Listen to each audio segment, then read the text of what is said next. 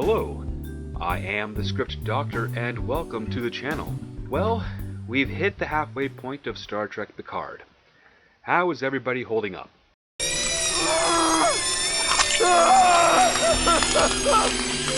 Yeah, that seems about right. Only 5 more episodes to go until we find out that this story was all for nothing. Of course, I am getting a little ahead of myself here with that speculation, but I can't help but ask myself, what is the point?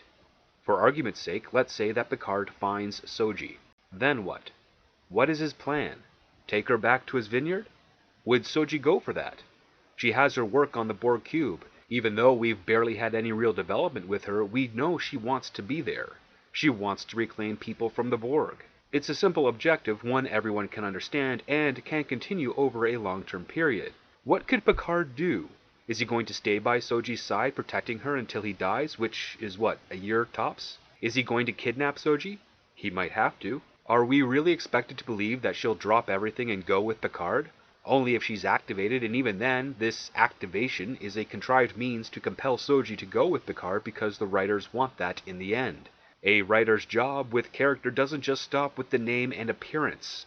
You have to develop a history with them, find out their likes and dislikes, flesh them out so that they appear like real people. Once that is figured out, you then give the character a goal and let all the work you've done before dictate how they would achieve that goal. As a writer with established characters developed, what you do is present them with a conflict and see how the characters would respond based off of how you created them.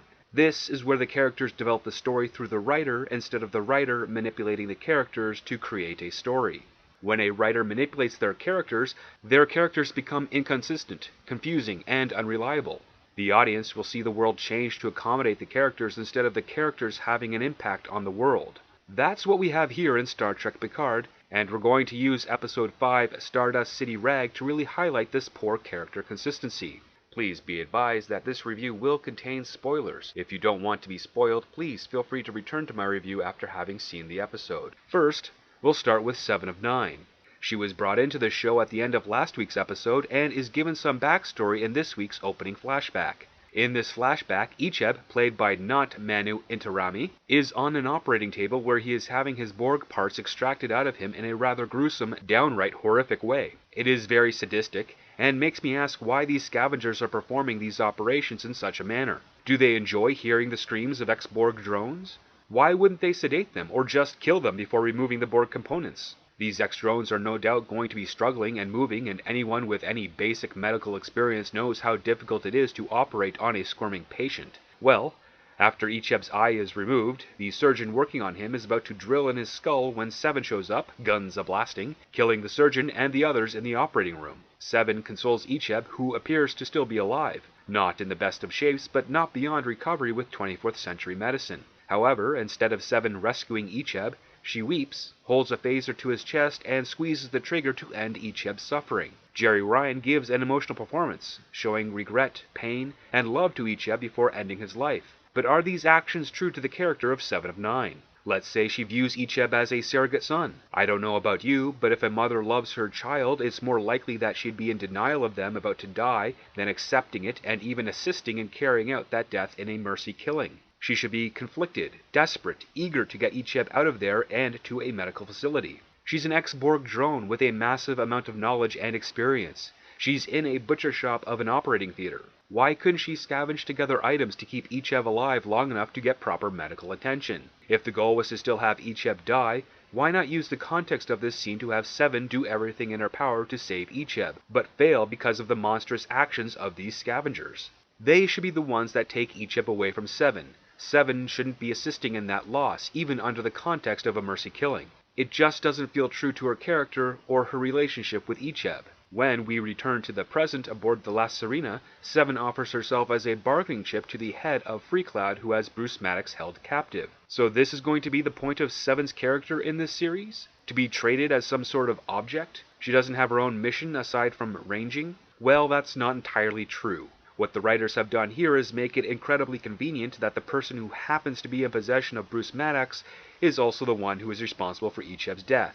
I mean, Technically it's 7, but the show is trying to make us think it's really this woman. So that will be her goal for this episode, a two birds with one stone story. Help Picard and get revenge for Icheb. Next, we'll take a look at Captain Rios, who in his first appearance we learned was a former XO in Starfleet who keeps his ship in perfect Starfleet working order. He's also some sort of badass who can fly a ship with some shrapnel sticking out of his shoulder and doesn't want any dermal regeneration, just a shot of whiskey and his book on living with the idea of death. How is he presented in this episode? For starters, he doesn't know who 7 of 9 is, which is strange as she helped a Voyager that was lost in the Delta Quadrant return home and became a member of the crew. That story in itself is something of legend, even if the execution of the actual series wasn't much to write home about. But how? How can you justify him forgetting that Picard was assimilated to the Borg and led the attack at Wolf 359? That's an historical event on the level of Pearl Harbor. Rios would have heard that story growing up as a young boy. He would have had to learn about it during his time at Starfleet Academy. Hell, there is probably a day of remembrance for it given the lives lost.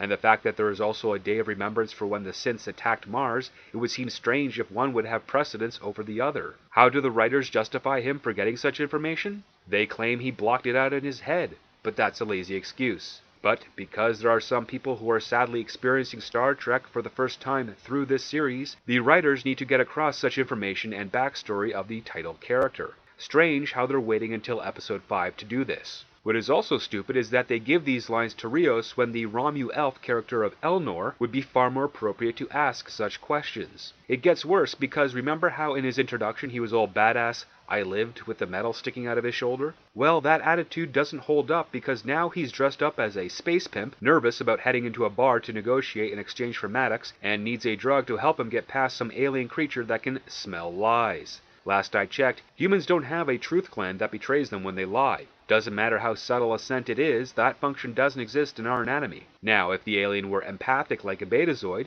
then we'd have some justification for chemical stimulants or suppressors to sell the lie to an interrogator. But instead we get a betrayal of the character we were introduced to. He was presented as a tough, confident, swearing, drinking, cigar-smoking renegade, but here he is a wimpy, doubtful coward who can't play a covert role. In his backstory that we were told about earlier in the series, he was an executive officer aboard a starship. If he is supposed to be this shell of a person, I now have to ask how pathetic are the officers in Starfleet that this guy was thought of as a good candidate for an executive officer. Next, we've got Raffi. Boy, did the writers do a number on her. Not only was she fired from Starfleet on what we can only guess is guilty by association to Picard, but she got addicted to drugs, lost her security clearance, and apparently was behaving so irrationally that her husband left and took her son away. Raffi has now been reduced to a crackhead conspiracy nut and deadbeat mom who lost her baby. The only thing that's missing from her tragic story is being sexually assaulted by her father. I really hope they don't go that far. But in this episode, Raffi has her own side story, or so the writers would have you think. She wants to see her son who happens to be staying on Freecloud and she's hoping to rebuild their relationship. What we get is a paint-by-number scene. Raffi is clean now and thinks all will be good. The son doesn't believe her and has moved on. He's about to be a father himself and doesn't want any of his mother's type of crazy in his life. And who could blame him? Raffi is distraught and returns to the ship, and that's about it for her in this episode. Eleanor has nothing to do. After the previous episode entirely dedicated to getting him to partake in this mission, he's relegated to being a background character to this poor Mission Impossible type grift story. Next, there is Picard himself, our title character who is so passive in this show that Raffi is the one that has to come up with a plan to extract Maddox. For some reason, Picard's idea of a disguise is an eye patch, a well-placed scar, and a terrible French accent. What is worse is that I fail to see any point regarding this ruse for Picard. If he's going to broker the deal, why the disguise? All they need is Rios to pose as the broker and the rest can play out the same way. Picard has already been broadcast across the Federation News Network with a scandalous story where he calls out Starfleet. Surely people will recognize him easier as a result. It doesn't feel honest to the character. What could this bejazzle do about it? Go to the press that Picard was trading 7 of 9 for Bruce Maddox? Doing so would compromise her business with massive amounts of questions from Starfleet and any other authority in the quadrant. That action wouldn't do her any favors. It would be a stalemate. She either agrees to the trade or doesn't. If she tells anyone outside about it, she risks exposure of any of her operations. This entire episode is really just an opportunity for Patrick Stewart to chew the scenery with a French accent. When he rescues Discount Peter Capaldi, I mean Bruce Maddox, he learns of Soji and her location aboard the captured Borg cube. From there, they set a course, and they're on to the part of the story that should have been the third episode of this show. Finally, we have Agnes Girardi. She watches an old recording of her and Bruce Maddox as she questions why he prefers to make cookies the old-fashioned way instead of replicating them. The scene would be endearing if these characters were in their late teens, early 20s, but they're not. Bruce Maddox is around 50 and Alison Pill, even though she's in her early to mid-30s, looks a lot more like someone on the wrong side of 40. These characters' behavior and their actions don't represent someone of their credentials at their age. They are rather childish. Also, why would Maddox behave as if awkward or embarrassed by the fact that he likes to bake, instead of confident and proud of his skill and why he's better at it than a replicator? Our experience with Maddox is that he's always been a confident, self-assured cyberneticist, so to see him in such an insecure manner just doesn't fit with what we've been exposed to before. Girardi weeps at the video and returns to the bridge where they have approached FreeCloud and are being spammed by the advertisers. Each character effortlessly refuses these holographic commercials except for Girardi, who cowers from a transparent holographic projection. She reacts as if the thing is actually causing her physical harm, when everyone in the room, along with those watching at home, knows it can't. Logically, what advantage would a business have if they allowed their holographic advertisement to be able to physically inflict pain on their potential customers? But that's how Girardi reacts. Yet somehow Picard thinks she's a useful member of the crew. She hasn't been so far in this series, but today she's given the important task of using a transporter, which is apparently something she is doubtful about. Except, didn't she say that Bruce Maddox recruited her out of Starfleet? He recruited me out of Starfleet.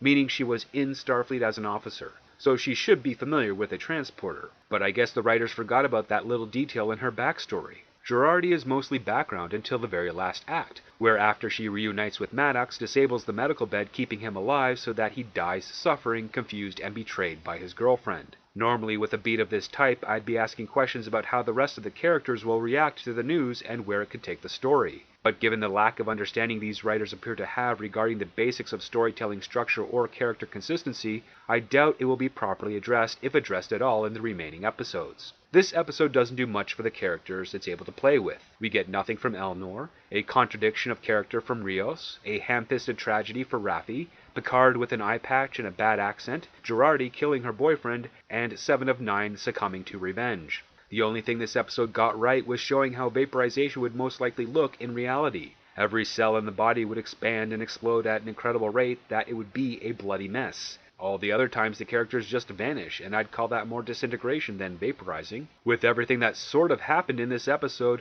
we are sadly no closer to an answer of what Picard will do once he finds and saves Soji. What will these two characters do together? Where can they go that will be safe from the Zhat Vash? Will Picard plan to use Soji to expose the Zhat Vash? And if so, then what? If the Zhat Vash are embedded in the Federation, who else is there to help? Will he go to the Klingons? It doesn't appear to me that there's enough time to really explore what possibilities and conflicts are left in these last 5 episodes, which makes me feel that at some point, the final episodes of this series are going to feel incredibly dense, confusing, and frustrating, as opposed to hollow, confusing, and frustrating. That's just my prediction. What are your thoughts about the future of Star Trek Picard? If you enjoyed this video, please like, share, and subscribe. If you have anything to add to this episode, please leave a comment below. Thank you for watching, and never forget, it all starts with the script.